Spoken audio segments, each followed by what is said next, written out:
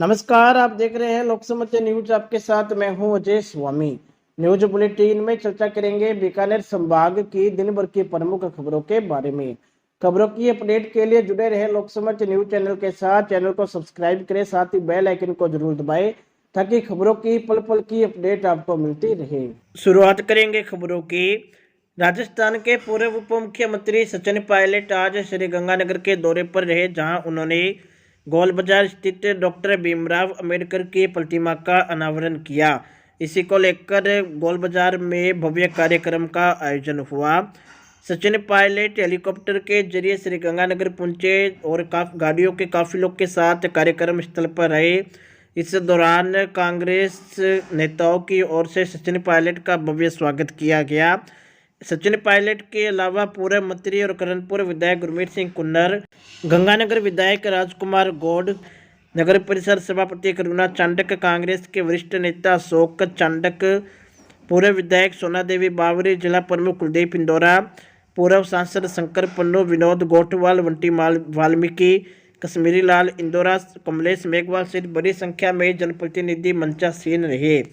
सचिन पायलट ने सभा को संबोधित किया। इसके बाद वे मीडिया से मुखातिब हुए। के कार्यक्रम में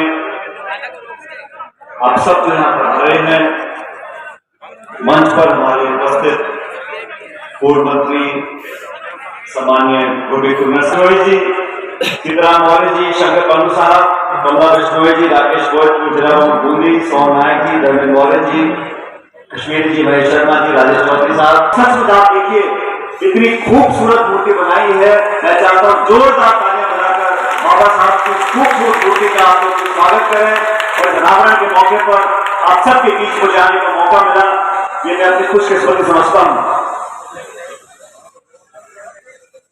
साथियों, बाबा साहब के बारे में आप सब जानते हो, मंच से नेताओं ने भी उनके जीवन के बारे में आपको बताया।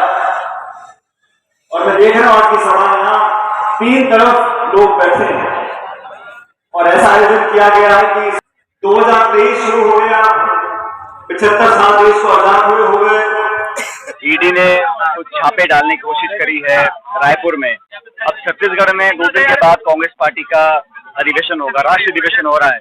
तो ये एजेंसीज का जो दुरुपयोग है और लोगों के अंदर एक भय बिठाने की जो कोशिश केंद्र सरकार कर रही है, बहुत निंदनीय है। और पार्टी के खिलाफ इस प्रकार की जो कार्रवाई करने की इन्होंने आज पहल करी है, वो अपने आप में बहुत समस्याओं में दुर्भाग्यपूर्ण है। और इन बातों से, इन हथकंडों से कांग्रेस पार्टी का डरने वाली नहीं है। लेकिन मैं मानता हूं कि ये जानबूझ के किया गया है। अधिवेशन से ठीक 2 दिन पहले रायपुर के अंदर जो आज उन्होंने सुबह सुबह कार्रवाई करी है, वो इस बात का प्रतीक है कि कहीं ना कहीं वो घबरा रहे हैं कि कांग्रेस और मजबूत होती चली जा रही है और कार्यकर्ताओं नेताओं को दबाव में रखने की एक रणनीति भी रखता है केंद्र सरकार। बीजेपी को तो आपने बहुत कोसा, लेकिन पेपर लीक पर आपने कोई बात नहीं कही।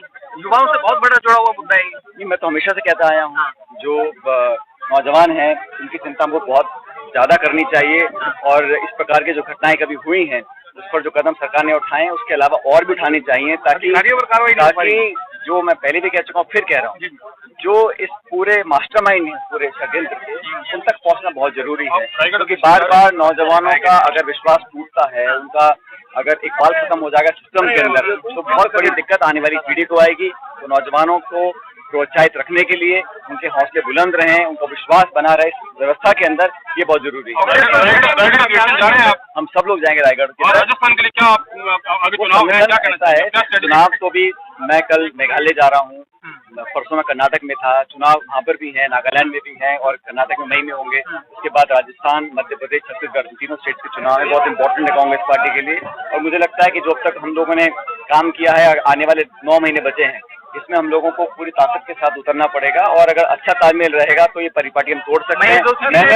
मैंने जो राजस्थान के संदर्भ में अपने सुझाव आला कमान को दे रखे हैं, उस पर कुछ कार्रवाई उन्होंने करी है और मैं समझता हूँ आगे करने की जरूरत है। और 23 में जो चुनाव होंगे उसमें हम लोग जीत सकते हैं और आगे क्या करना है इसका निर्णय कांग्रेस पार्टी को करना है। बढ़ेंगे अगली खबर की ओर। भाजपा श्री गंगानगर द्वारा आज ट्रेडर्स एसोसिएशन भवन श्री गंगानगर में केंद्र सरकार द्वारा पारित किए गए बजट पर एक कार्यक्रम का आयोजन किया गया। आज़ादी के अमृत महोत्सव के अंतर्गत आयोजित कार्यक्रम बजट पर चर्चा में उपस्थित वक्ताओं ने केंद्र सरकार के बजट की खूबियां बताई। बजट पर चर्चा कार्यक्रम के लिए प्रदेश भाजपा के व्यवसायिक प्रकोष्ठ के सह संयोजक वे राजस्थान वित्त आयोग के पूर्व सदस्य नवनीत सिंह राजपुरोहित विशेष रूप से उपस्थित रहे। कार्यक्रम का शुभारंभ दीप जलाकर किया गया। साथ ही भाजपा नेताओं की ओर से प्रेस कॉन्फ्रेंस का आयोजन भी किया गया। जन हितैषी योजना है वो जन जन तक पार्टी के थ्रू ही पहुंचाई जाए, क्योंकि भारतीय जनता पार्टी की सरकार राजस्थान में नहीं है, तो गांव और छोटे तबके के लेवल तक किस तरह ये योजनाएं पहुंचे, इसके लिए पार्टी के समस्त कार्यकर्ताओं को मंडल लेवल तक कार्य योजना दी गई है। और इसी कड़ी में प्रदेश कार्यालय से जो कार्य योजना निकली है उसमें केंद्र बजट पर संपूर्ण राजस्थान में कार्यक्रम होंगे, जिसमें जिला मुख्यालयों पर भी होंगे, विधानसभाओं हर विधानसभा में भी कार्यक्रम होंगे, और इसी संदर्भ में टीमें भी बनाई गई है, टीमें गठित करी गई। तो हर विधानसभा लेवल पे 5 कार्यकर्ता चुने गए हैं और हर जिला लेवल पे भी 5 कार्यकर्ता चुने गए हैं, जो केंद्र बजट की योजनाओं को, जनहितैषी योजनाओं को जमीन तक पहुंचाएंगे। और इस कार्यक्रम के थ्रू हम माननीय प्रधानमंत्री नरेंद्र मोदी जी का इंडिया एट 100 विजन को हम प्रचार प्रसार कर रहे हैं। जो थीम है अमृतकाल के बजट की, हमारे आजादी के 75 वर्ष पूर्ण हो गए हैं और 75 वर्ष से लेके 100 वर्ष जब हमारे आजादी के होंगे 2047, तो भारतीय जनता पार्टी की सरकार संपूर्ण देश में अमृतकाल के नाम से उसको बोल रही है। तो 75 वर्ष से 100 वर्ष यानी 2047 तक का जो समय है वो अमृतकाल का समय है, और इसलिए इस बजट को भी हमने अमृतकाल का स्वर्णिम बजट हमने इसको नाम दिया है। और केंद्र बजट में जो पूरी योजना और जो पूरी थीम है वो सारी आने वाले 25 साल के रोड मैप को बनाने के लिए है कि इंडिया एट 100 हम कहां देखते हैं, और उसी को सोचते हुए हर चीज करी गई है। जिसमें सबसे मुख्य बिंदु जिसको हम जन जन तक पहुंचा रहे हैं वो है मोदी जी का कैपिटल इन्वेस्टमेंट की तरफ जो जोर है, जो इस बार 33% से फिर बढ़ाया गया, जो हर साल वृद्धि हो रही है, जिसमें हर साल वृद्धि हो रही है और रिकॉर्ड फंड अलॉकेट हो रहा है। मोदी जी के 8 साल का आप देखेंगे उठा के, तो कैपिटल इंफ्रास्ट्रक्चर जो फंड हम बोलते हैं इन्वेस्टमेंट सरकार जो देती है, उसके लिए इस बार भी 33% की वृद्धि करके 10 लाख करोड़ का जो आवंटन किया गया है। हमें लगता है, पार्टी को लगता है, मोदी पूरी सरकार इस बात से प्रतिबद्ध है कि ये भारत के इंडिया एट 100 रोड मैप के लिए क्रांतिकारी साबित होगा। अगली खबर पदमपुर से। पदमपुर में गत दिनों पहले एडवोकेट बलविंदर सिंह पूनिया और मुंशी राजेंद्र कुमार के साथ हुई मारपीट का मामला तूल पकड़ने लगा है, और इस मामले में आज बार संघ एसोसिएशन श्री गंगानगर के अध्यक्ष सीताराम बिश्नोई और पदमपुर बार एसोसिएशन के अध्यक्ष के नेतृत्व में वकील एसडीएम पवन कुमार से मिले।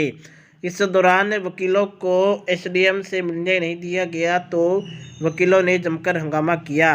वकीलों ने इस मामले में 18 आरोपितों की गिरफ्तारी की मांग को लेकर 2 दिन का समय दिया है। अधिवक्ताओं की ओर से चेतावनी दी गई कि यदि 2 दिन में 18 आरोपितों को गिरफ्तार नहीं किया जाता है तो पुलिस अधीक्षक कार्यालय का घेराव किया जाएगा। आज इस अवसर पर श्री गंगानगर के अलावा मिटाने का काम किया, उसमें भी मुकदमा बनता है। एडिशनल साहब किसी न किसी बात होगा, दिल्ली क्यों करेंगे, ऐसा कौन सा कोई सब माने हो सकता है। एक मिनट सर, घटना तो कुछ भी हो सकती थी, वो 20 लोग हो सकता है बलविंदर जी को मार देते उस दिन, देखवा लेंगे। ऐसा कोई बलविंदर जी के साथ हो सकता है। आज तो धक्का मुक्की की मारपीट की घटना हुई, हो सकता है ऐसे लोग मार देते। अब सर हमने उन आदमी से मिलना है, वो जो अंदर बैठे ना, जिनकी चौथ वसूली वो तहसीलदार करता है, जो प्रशासन का मुख्य है, जो आपके यहाँ का मुख्य है। नहीं वहीं जाएंगे, वहीं जाएंगे। आपको लगता है कि हम कोई आपसे कोई बदतमीजी की बात की हम ये मीडिया के लोग साथ जाएंगे? नहीं सर, नहीं, आप हमारे बीच में खड़े हैं, मैडम हमारे बीच में खड़ी है, ये बलवंत जी खड़े हैं, गणेश जी खड़े हैं, ये हरपंत सिंह जी खड़े हैं, पीछे वाले भाई खड़े हैं। हमने कुछ नहीं किया ना, इससे हम कुछ नहीं करेंगे। हमारा आज ये था कि हम उनका कार्यालय का प्रोटेस्ट करेंगे, हम उनके कार्यालय का प्रोटेस्ट करेंगे हमारी शांति से। आप हमें अंदर जाने दीजिए। अगली खबर हनुमानगढ़ से। हनुमानगढ़ में भारतीय ट्रेड यूनियन केंद्र सिट्टू से जुड़ी यूनियन के जिले भर के मुख्य कार्यकर्ताओं की बैठक आज जंक्शन स्थित शहीद भगत सिंह राजगार केंद्र में आयोजित हुई। बैठक में सिट्टू प्रदेशाध्यक्ष रविंद्र शुक्ला ने कार्यकर्ताओं से संयुक्त संघर्ष को तेज करने का आह्वान किया। माकपा के राज्य सचिव मंडल सदस्य रामेश्वर वर्मा ने कहा कि गत वर्ष में सरकार ने गेहूं की खरीद नहीं की। कागजों में तो सरकारी खरीद होने की बात दिखाई गई, लेकिन गेहूं की सरकारी खरीद की प्रक्रिया इतनी कठिन थी कि किसान अपनी गेहूं नहीं बेच सका। इसके अलावा अन्य चर्चाएं बैठक में की गई। आज देश के सबसे मजबूत और विचारधारात्मक तौर पर मेहनत कश के पक्ष में खड़े centre of India trade union CITU का आज पूरे ज़िले के तमाम यूनियनों के मुख्य कार्यकर्ताओं को बुलाया गया है। असल में देश में जो दौर गुजरा है और गत वर्ष में सरकार ने गेहूं की खरीद नहीं की, हालांकि उन्होंने कागज़ों में तो ये दिखाया कि हम खरीद कर रहे हैं, पर इतनी ज़्यादा उसकी प्रक्रिया जो है वो कठिन थी। पैसे जो हैं वो किसानों के पास लेट पहुंचने थे और अड़ंगेबाजी के कारण खरीद नहीं की। तमाम खरीद जो है निजी व्यापारियों ने की, जिसके कारण गेहूं का आटे का भाव बहुत बढ़ा, महंगाई बहुत बढ़ी और इसका गरीबों पर विपरीत असर पड़ा और मजदूरों को काम नहीं मिला।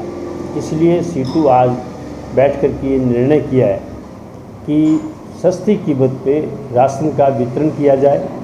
जो अभी केंद्र सरकार ने, राज्य सरकार ने ऐलान किया है कि कोविड के दौरान जो उनको 10 किलो अनाज मिलता था उसकी बजाय सिर्फ 5 किलो मिलेगा। तो हमारी मांग है कि प्रत्येक यूनिट पे कम से कम 10 किलो अनाज जो है फ्री ऑफ कॉस्ट दिया जाए और खाद्य सुरक्षा को मजबूत किया जाए। सस्ती कीमत पर खाने वाले सामान का राशन के माध्यम जो है डिपो के माध्यम से वितरण किया जाए। अगली खबर बीकानेर से। बीकानेर में कुमार समाज के संगठन भारतीय प्रजापति हीरोज ऑर्गेनाइजेशन के प्रदेशाध्यक्ष पद पर एडवोकेट अशोक प्रजापति की नियुक्ति के बाद बीकानेर आगमन पर समाज के लोगों व गणमान्य लोगों ने उनका स्वागत सत्कार किया। इस मौके पर BPHO राष्ट्रीय उपाध्यक्ष किशन सवाल, पार्षद मनोज बिश्नोई, खाद्य सुरक्षा अधिकारी डॉक्टर श्रवण वर्मा, डॉक्टर शंकरलाल प्रजापति सहित अनेक जनों ने माला पहनाकर उनका अभिनंदन किया। इस अवसर पर प्रजापति ने उन्होंने राष्ट्रीय नेतृत्व का आभार जताते हुए कहा कि समाज में व्याप्त कुरीतियां दूर करने के लिए उनका काम लगातार जारी रहेगा। सबसे पहले आपके चैनल के माध्यम से मैं समाज के राष्ट्रीय नेतृत्व का धन्यवाद करना चाहूँगा, जिन्होंने राजस्थान के प्रदेश अध्यक्ष की जिम्मेदारी मुझे सौंपी है और मैं उनकी अपेक्षाओं और आशाओं पर खरा उतरने का प्रयास करूँ। आप सबके सहयोग से ऐसा मेरा प्रयास रहेगा। समाज में जितनी भी कुरीतियाँ वाप्त है उनको दूर करने का प्रयास किया जाएगा। महिलाओं और बालिका शिक्षाओं को आगे बढ़ाने के लिए समाज कृत संकल्पित है, उसके लिए कार्य किया जाएगा। साथ ही BPHO एक राष्ट्रीय स्तर पर शिक्षा संकुल का निर्माण करना चाह रहा है, उसको लेकर बड़ा करोड़ों का प्रोजेक्ट है। वो प्रोजेक्ट राजस्थान और बीकानेर में स्थापित हो, उसके लिए मेरा प्रयत्न रहेगा। साथ ही अन्य समाजों को साथ लेकर के OBC उत्थान में हम किस तरह से काम कर सकते हैं, उसके लिए भी प्रयास किया जाएगा। और समाज में जितनी हमारी संख्या है उस संख्या के अनुसार राजनीतिक भागीदारियाँ तय हो पार्टियों में। जो राष्ट्रीयकृत पार्टियाँ हैं उसमें राजनीतिक जो हमारी संख्या के अनुसार हमको उसका भागीदारी मिले, उसके लिए भी प्रयास किया जाएगा। MLA MP और संगठन में जो जिस पार्टी में सक्रिय है, चाहे वो BJP में है चाहे वो कांग्रेस में, जहाँ भी है, उनको हमारी संख्या के अनुसार हमें उसका प्रतिनिधित्व मिले, उसके लिए भी प्रयास किया जाएगा। बढ़ेंगे अगली खबर की ओर।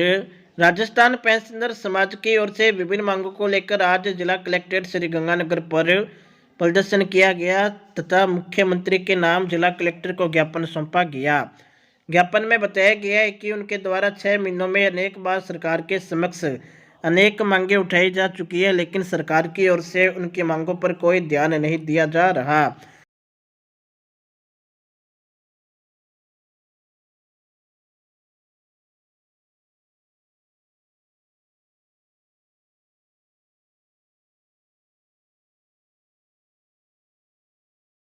ये सरकार ने हमारी डिमांड्स नहीं मांगी, इस वजह से हम ये प्रोटेस्ट कर रहे हैं। किस तरह की डिमांड है आपकी? ये 3, एक तो 80 साल तक 65, 70 और 75 और 80 5% का वो देना है। दूसरा RGH और चिरंजीवी योजना में इन्होंने हमारे साथ घालमेल किया, उसके लिए। ठीक, क्या नाम है आपका? GS कामरा, गुरचरण सिंह कामरा, अध्यक्ष।